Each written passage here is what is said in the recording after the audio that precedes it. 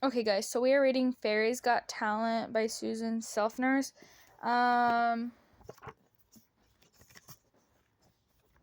We are on part 7. So I am going to start reading. Okay. Light and Dark. Chapter 7. There had been a time in younger years when Fabelle didn't care whether her friends were descendant from evil bloodlines. She just wanted to have fun. If you lived in Fairy Town and you received a notice to your offspring to a play date at Dark Fairy's Villa, you did not refuse. All sorts of children filled Fabelle's summer with laughter and games, but one in particular was her favorite. It was a summer before kindergarten, and Gingerbread House daughter of Candy Witch visited once a week. The first time they met, Fabelle was speechless. She stared open-mouthed at the strange woman who was holding a little girl's hand. Lucille, the chambermaid, flew around Fabelle's head, then whispered in her ear, "She's a witch." Ginger's mother was not such. Ginger's mother was not just a witch; she was a wicked witch, and she looked the part for her matted green hair, pointed black hat, rigged black dress, and battered military boots.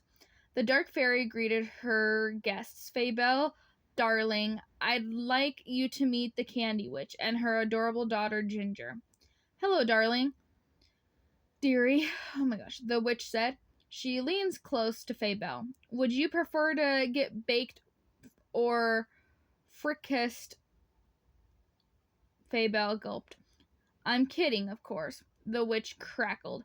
"It's a joke, a joke." "My mom doesn't eat kids," Ginger said with a smile. She had a bright pink hair that was pulled into two big pigtails. "She never ate Hansel or Gretel. That's just a mean thing people say about her." Ginger held out a plate of cookies. "These are for you."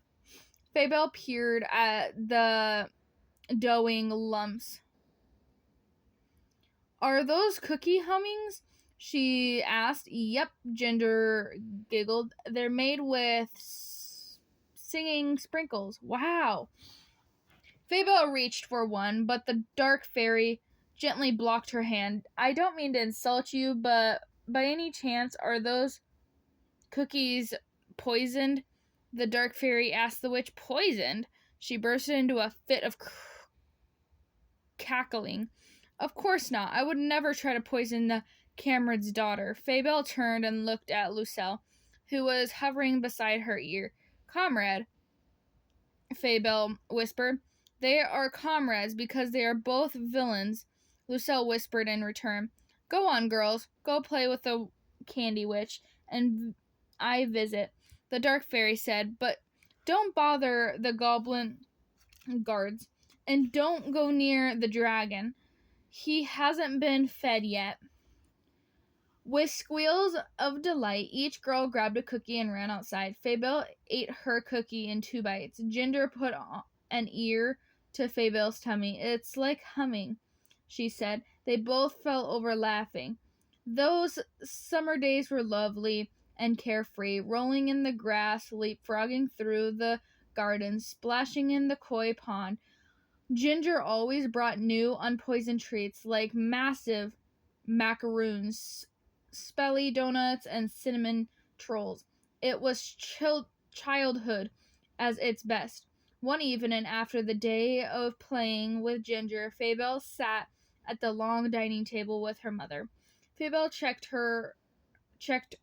were rosy, cheeks were rosy with the sun, and her little wings were tired. "Mother," she asked, as she stuck her spoon into a bowl of Fabelle sherbet, "why don't you look like a villain?" "What do you mean?" the Dark Fairy asked. "I mean, Ginger's mom looks like a witch, and the sakerer at the end of the street looks like a sakerer, but you don't wear black caps or black hats. You don't wear black at all. How delightful, observant you are. The dark fairy sat back in her chair, smiled approvingly at her daughter. Black is used in stories to present dark forces. This is true, while light is used to stories to represent goodness. But light isn't good or bad. Light has no moral compass. Light is power, light is energy, and magic is a manipulation of energy. Her diamond necklace twinkled beneath the chandelier. Her pearl white dress rattled. Her pale skin glowed as if she were living in the light bulb. Fabel didn't completely understand, but she knew that her mother's message was important. The dark fairy took another sip, then continued.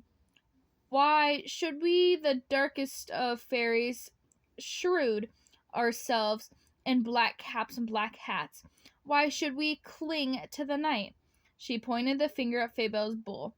A puff of fairy dust shot out, and perfect swirl of whipped cream appeared on Fabel's sherbet. Embrace the light, the dark fairy said.